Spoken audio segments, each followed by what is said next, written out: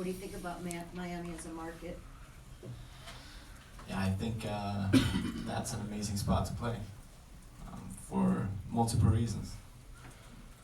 Great location. They have some great owners or shareholders. Great marketing. Unbelievable complex that's gonna be built there. And yeah, I mean, I think over the next years, this is going to be probably one of the best teams in the league. Have you been to Miami? Do you know much about the city? Love Miami. You vacation there? Only twice or 3 times for a couple of days. South Beach. Just relaxing a little bit, but yeah, definitely one of my favorite places in the country. Should the Red Bulls be considered one of the best teams in the league still? Yeah, I think so. I mean, just when you look at the supporter shields that we've won, that is a really good accomplishment. I know we're missing out on the MLS Cup so far, but it's still a huge sign that we're very good in regular season. Mm-hmm. We've seen so many teams come in, and we've kind of seen a change in the hierarchy in the league the last couple of years, especially with LAFC and Atlanta. How does that impact that?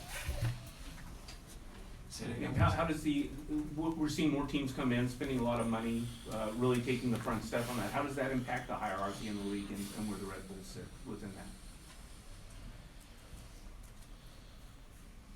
Yeah, I mean, probably the wrong person to ask, but it seems like it's not totally our philosophy to get players with huge names, because it's more about having a young team, an aggressive and hungry team to improve all the young players and as a team as well.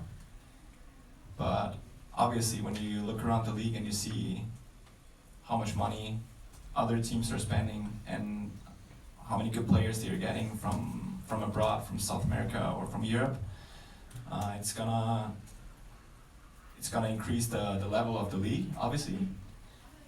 But it's still our philosophy, and I think when you look at the past years, we were still able to compete. Guys, I'm so sorry. We have to let Mr. Royer go on to his next station, but thank you so much for your time. We appreciate it. Thanks, guys. Thank you. Thank you. I think it's good. I wish they would have done it in 2018.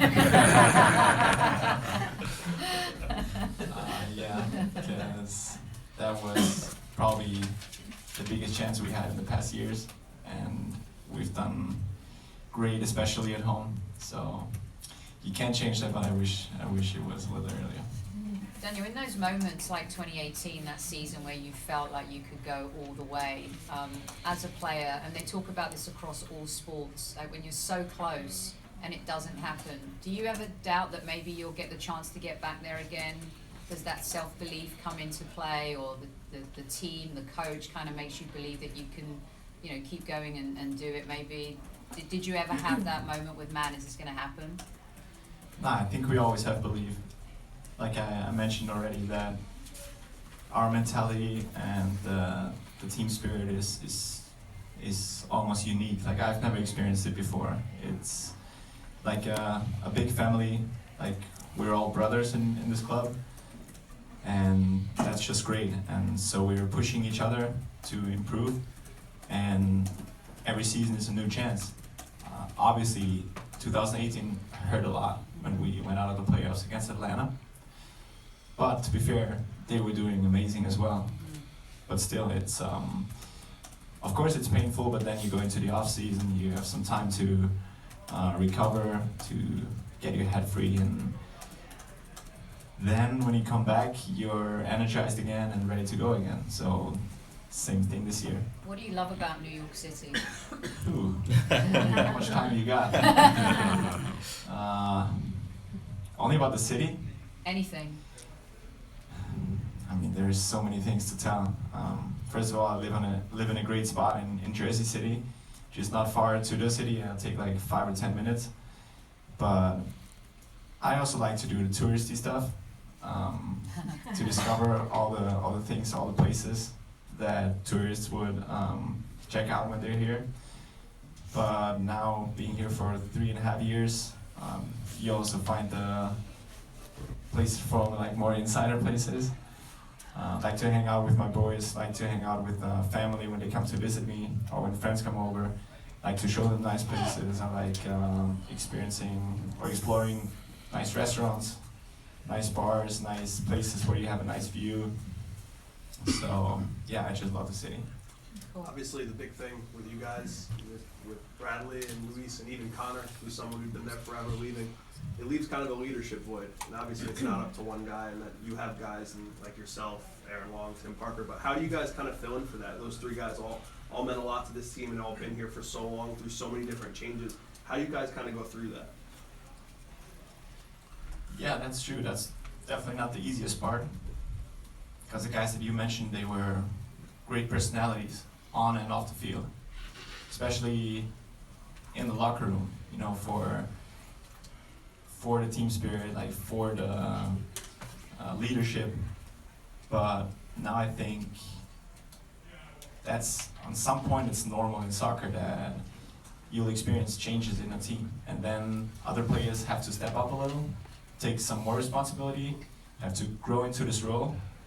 And normally we're doing fine with that. And right now I'm one of the oldest there, so I also have to step up a little and take more responsibility, talk more. But we still have a good group of guys who are taking responsibility. You know, also like Shawn Davis, Aaron Long, Tim Parker, just to mention a few of them.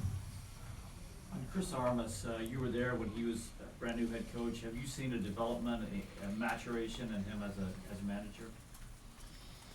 Yeah, of course.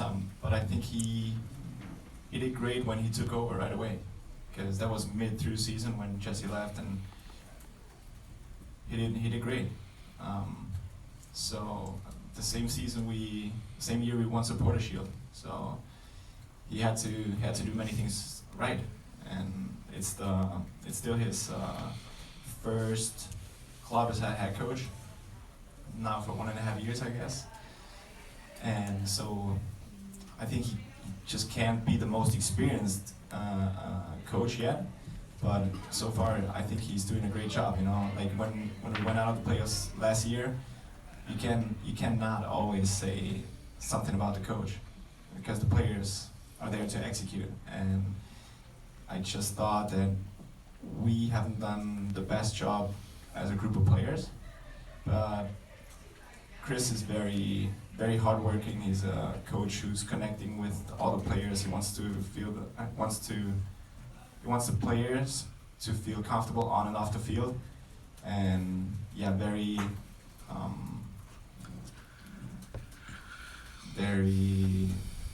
passionate about the way that we play, about the philosophy of the Red Bull system. You mentioned Jesse there for a second, and obviously in the last 6 months or so, his profile's risen, and seeing them in the Champions League go toe-to-toe with Liverpool, the locker room speech that went viral all over Twitter. Watching that from afar and having worked under him, what was that like? And did you expect that? Did you expect him to go there and kind of be able to go and step into that role? To be honest, yeah, I expected that. By the way, I've watched the last game in Champions League they played in Salzburg against Liverpool, and yeah, they just played amazing. And I think he has done a great job so far. So when he arrived in Salzburg, I think the people were a little hesitant, you know, because American and, you know, like probably a little prejudging. But I think that's kind of normal, because I know the Austrian society a little better. But then I think very quickly you could tell that all the people there love him in Austria in general, but especially, of course, in Salzburg. So he's done a great job on and off the field. I think the people love how he's as a coach on the field, but especially